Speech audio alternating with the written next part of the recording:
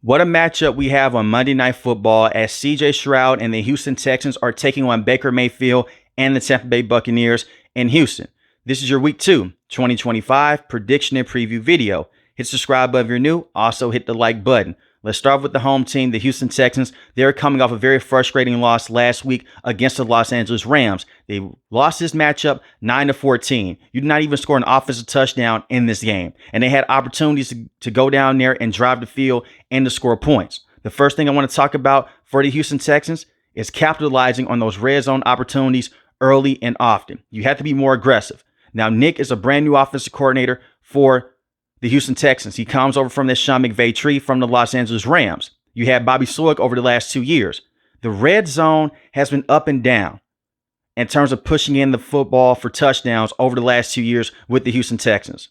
And a lot of that has been because of play calling and offensive line play. But get more creative.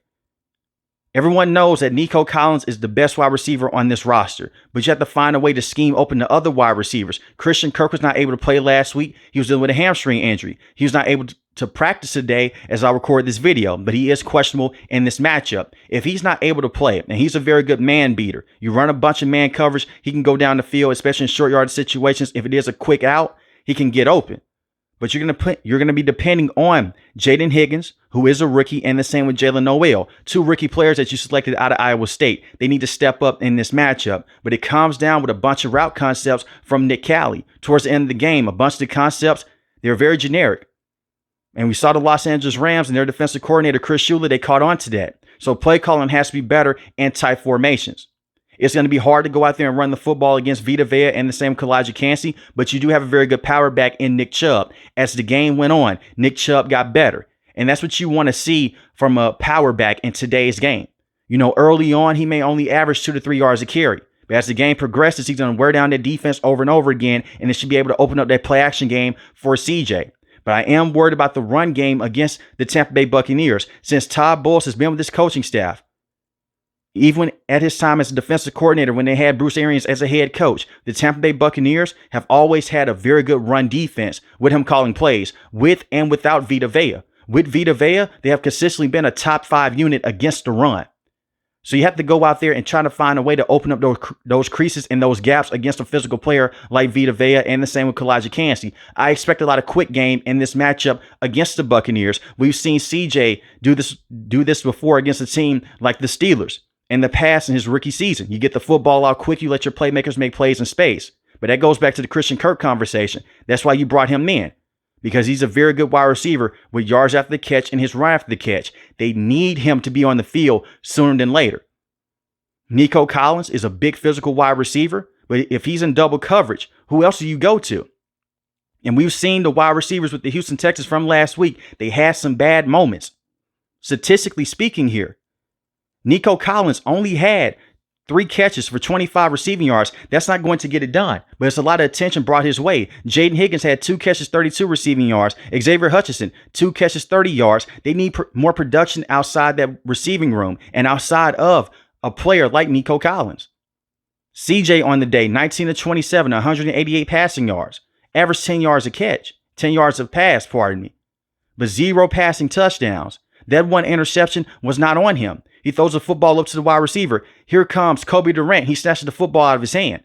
So he played fine last week. Carry that over into this matchup. Take care of the football and be better in the red zone.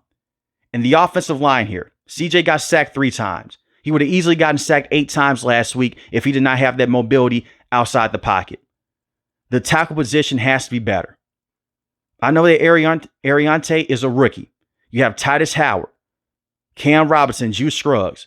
It's a lot of moving parts on this offensive line, but they need to be more consistent with their pass blocking. The run blocking hasn't been terrible with the Houston Texans. We just saw Joe Mixon last year have a pretty decent year.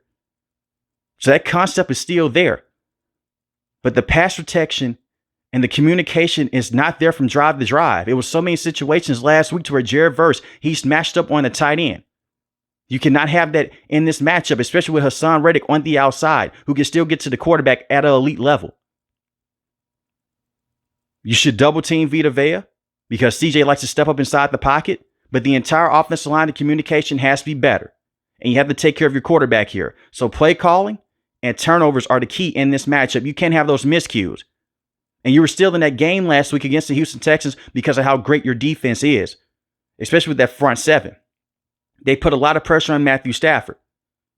That interception wasn't on CJ, and it was a bad fumble late in this game by the backup running back.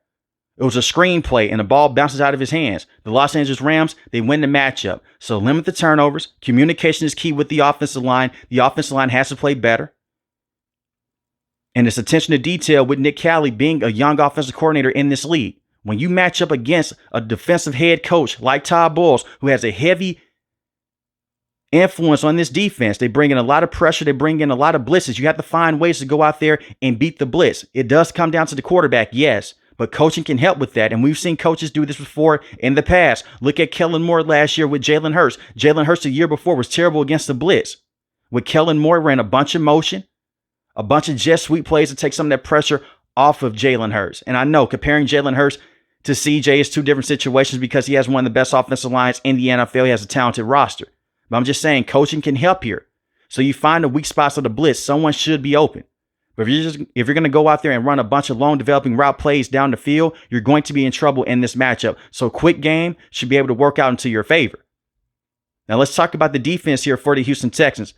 The front seven was amazing last week. Kyron Williams, who was a very good running back, one of the most talented running backs in the league, he averaged 3.7 yards a carry against this defense, 1 rushing touchdown. Matthew Stafford did have a very good game, but you're not going to go against Matthew Stafford every single week. He was 21 of 29, 245 passing yards, 1 passing touchdown. You only allow 14 points, just 2 touchdowns. That's it. You should be able to beat teams in today's game, especially with how the referees love offenses. They don't call too many penalties on the offensive end unless it's a bunch of false starts, which, by the way, is also something to bring up with the Houston Texans. Just a bunch of holding and false start penalties on the offensive line last week. Clean that up. But if your defense is only giving up 14 points every single game, you should easily be able to go out there and win 10 or 13 games this year. The problem is this. The wide receivers last week for the Los Angeles Rams gave Derek Stingley Jr. a lot of problems, and the same with Kamari Lassiter. And they're one of the best cornerback duos in football last year. Now, do I think that they'll have a bad game against Mike Evans and Emeka Egbuka and the same with Chris Godwin? Not as bad as it was last week, but they gave up a lot of big plays down the field. And that accuracy was amazing last week with Matthew Stafford. Baker Mayfield's one of the best quarterbacks in the game. Have you not seen him since he came over to the Tampa Bay Buccaneers? His accuracy has been tremendous, especially with pushing the ball down the field. And he is a gunslinger. Baker Mayfield doesn't fear anyone on the field. He's going to trust his guy 9 times out of 10, especially Mike Evans. And if Chris Godwin is able to play in this matchup because he was able to practice for the first time in a very long time since he hurt his ankle against the Baltimore Ravens. Oddly enough, that was a Monday Night Football game. The cornerbacks have to be better in this matchup. Point blank, period. Derek Stingley Jr. is too talented.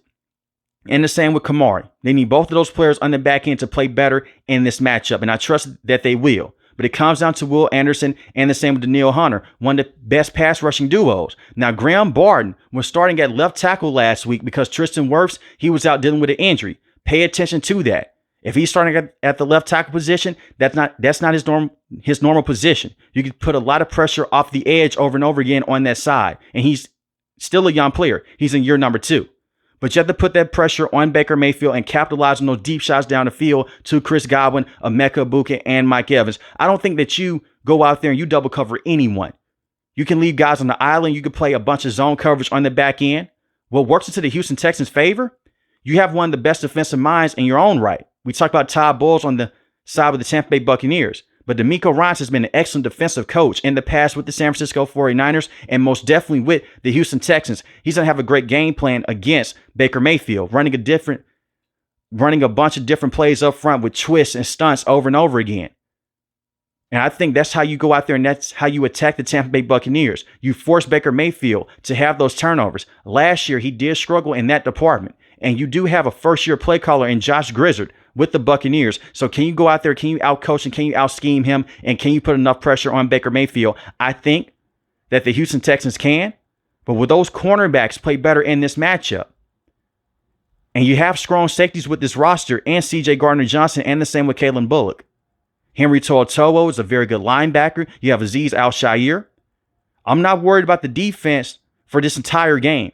I'm worried about the trenches on the offensive side. But the Houston Texans, they should be able to bounce back in this matchup, and you have to cash in on those touchdown opportunities. I'd rather for you to go out there and to just be aggressive on fourth down if it's 4th and goal, because field goals are not going to win you the matchup against quarterbacks like Baker Mayfield and the same against Matthew Stafford. They're just too good. Eventually, they're going to go out there, they're going to wear down your defense, and they're going to get those big plays down the field. And this is how an offense can help out their defense, and this is how defense can help out their offense. You can't have those 3-and-out plays over and over and over again, because you will tire out your defense. They'll be on the field majority of the time, and that is what happened last week. The Houston Texans, they should be better in this matchup. Now let's talk about Baker Mayfield and the Tampa Bay Buccaneers. One of the smartest things that I've seen a coaching staff do, an entire front office, they held it close to the chest when Tristan Wirfs went down in training camp with that injury. He had to have knee surgery. Everyone is panicking, myself included. Who the hell is going to be the starting left tackle for the Tampa Bay Buccaneers? They kept this close to the chest. They put Graham Barton out there, who was their best interior offensive lineman last year. They haven't had a consistent run game until he came down. And that was his rookie season. He comes out of the left tackle position, and all things considered, he played very well. Baker Mayfield only got sacked once, and he was able to get outside and inside the pocket at a very good rate. Baker Mayfield's a sneaky athlete, and he led his team in rushing last week with 39 rushing yards. Baker Mayfield had the 3 passing touchdowns, 167 passing yards, and the 0 interceptions. That's the key here. 0 interceptions. When you go against a team like the Tampa Bay Buccaneers, when you go against a team like the Houston Texans, you have to go out there and pick your poison. You have to pick your spots, and you have to be surgical. That is what Baker Mayfield did last week against the Atlanta Falcons. The Atlanta Falcons played a very good game on the defensive end, but Baker Mayfield on those third downs was able to go out there and be surgical over and over again. Those tight passes to Emeka Egbuka, who was a superstar last week, and right now he's my favorite to win Offensive Rookie of the Year. He has 67 receiving yards, but the 2 receiving touchdowns, and was a go-ahead touchdown late in the game. Get Baker Mayfield comfortable. And if Tristan Wirfs is able to play in this matchup, you should be able to try to go out there and run the football at a better rate than you did last week. They didn't give up on the run game. Bucky Irvin did have 14 carries, 37 rushing yards, 2.6 yards a carry. They stuck with the run game. But they're used to getting those explosive plays on the ground. Rashard White, 2 carries, 14 receiving yards, 14 rushing yards. The one thing that I love that Liam Cohen did, and it is one game, he will get those running backs out in the space. He'll create space for them, and they'll just have opportunities to go out there and make a defender miss and get those extra yards. Use these running backs more so in the pass game to take that pressure off of Baker Mayfield again, because that pass rush is going to hit home at a high clip. Mike Evans is an amazing wide receiver. He's had over 1,000 yards every single season in his career. He's one of the best wide receivers that we have seen in this generation. Chris Godwin, if he's able to play in this matchup, be on lookout for him. That is who Baker Mayfield loves to throw the football to. And you have Emeka Egbuka on the field with Cade Otton. That's a strong offense that should be able to break down the Houston Texans, but it's going to take some time. Don't go out there and just try to score a bunch of points early on. If you get into a groove, fine, but do not rush your offense in this game. Be patient with the run, be patient with the pass, and you cannot put the football in harm's way. When the Houston Texans have defeated teams since they drafted CJ, a lot of it is because of him. But the opposing quarterback, they'll go out there, they'll have an interception or 2. You can't have this in this matchup. Take care of the football and be patient with that run game with Bucky Irvin, and the same with Sean Tucker. And I like what the Buccaneers did last week. They kept that game close, and they trusted their quarterback towards the end of the game. But when I look at the offensive weapons here with the Buccaneers, they have one of the best offenses in the league since Baker Mayfield's become the starting quarterback for a reason. All the weapons. But it comes down to those 2 big players. If they can come back in this matchup, this could be an easy game for the Buccaneers to go out there and score a bunch of points if they are careful.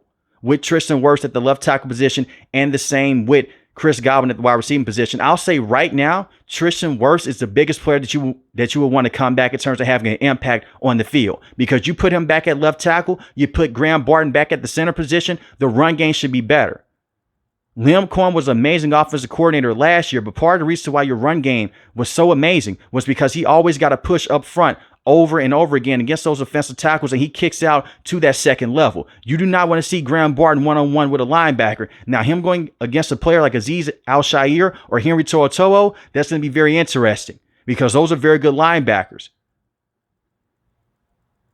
But if you can get Graham Barton back at that center position, that should most definitely help out the run game. But Baker Mayfield played excellent last week. It was one of the best quarterback performances coming out of week 1. And this defense last week with the Buccaneers, you see why it's important to bring in an edge rusher to play alongside Vita Vea, and the same with Kalijah Kancey. They eat up so much space on the inside. So now you have a player and Hassan Reddick, who is a savvy veteran. He's in one-on-one situations. He gets to feast. He had the down year last year with the New York Jets, missed time in training camp, missed the first half of the season, was dealing with a contract situation dispute with the New York Jets. That was not the case here with the Buccaneers. They paid him. He came to training camp. He had a sack last week, and he had a lot of pressure on Michael Penix Jr. When you go against an offensive line that has a lot of shuffling parts in the Houston Texans, pressure is going to be key here. If you can put a lot of pressure on CJ, you can put an extra defensive back on the field, and you can take away Nico Collins. And that's what I would do in this matchup if I am Todd Bowles. I trust that he's going to try to go out there and send in a bunch of zero blitz pressure, have his cornerbacks in one-on-one situations, and that's fine. But you take away that number one option. You get CJ off that first read, and you force him to go to weapons like Dalton Schultz, and even to those rookies in Jalen Noel, and the same with Jaden Higgins. You'll live with that because you can alter your game plan as the drives go on. But you can't let Nico Collins beat you in space over and over again. You have Zion McCollum, who is a very good cornerback, and there's a reason why you just gave him a 3-year extension. Now, he is dealing with a neck injury, but he's on pace to play in this matchup, and we have to keep this in mind here. They get some extra time. The last time these two teams played was early on Sunday. This is a Monday night game, so having that extra day of rest could really work into your favor. And you have Jamel Dean. Benjamin Morrison on the back end, who's a rookie from Notre Dame, was a special player at college. But Antoine Winfield missed a lot of time last year, dealing with multiple injuries. You saw the effect that he had last week. He saved a potential game-winning touchdown from the Atlanta Falcons. He comes out of nowhere in the wide receiver. He draws the ball loose. He had an amazing game last week, playing the single high safety. So no crucial situations. If CJ wants to take a deep shot down the field, Christian Kirk's able to play. Here comes Antoine Winfield. Right there at the goal line, if a wide receiver is not paying attention, he'll punch the ball out. We've seen him do this against the Atlanta Falcons and the same against the New Orleans Saints in the past. Be on the lookout for him in this matchup. But it starts with that front seven and the pressure that they can put on CJ. And if you could put a lot of pressure on him and force him to have those turnovers, you should be okay. And I go back to that Thursday night football game when they went against the New York Jets last year. CJ was running around for his life, and Nico Collins was injured. The number one wide receiver was Tank Dell. But look at what the Jets did. They knocked him off his spot over and over again, and they were relentless with pressure. And this is something that Todd Bowles has done a great job of in the past. As far as the linebackers here in one-on-one situations with Nick Chubb, you have Levante David. Levante David is phenomenal. Still one of the best linebackers in the game. This is a very good defense for the Buccaneers, and you have Tyke Smith playing alongside Antoine Winfield. I do believe that the Tampa Bay Buccaneers will win this matchup, and I have the Buccaneers winning this game 21-14, and this is why. They are a more complete team, even when they are dealing with injuries, and I just trust the weapons outside of Baker Mayfield to make more plays over the Houston Texans and CJ right now. I like the Houston Texans in that division. I still think that they will win that division, but right now the Tampa Bay Buccaneers, they're clicking on all cylinders. Even when they were down last week against the Atlanta Falcons, they were never out. But let me know in the comment section below, who do you have taking this game? The Houston Texans or Baker Mayfield and the Tampa Bay Buccaneers? If you're new to the channel, hit the subscribe button. If you like the video, hit the like button. Most importantly, I want each and every last one of you guys stay safe, stay positive. Thanks for the video, guys. God bless. Peace.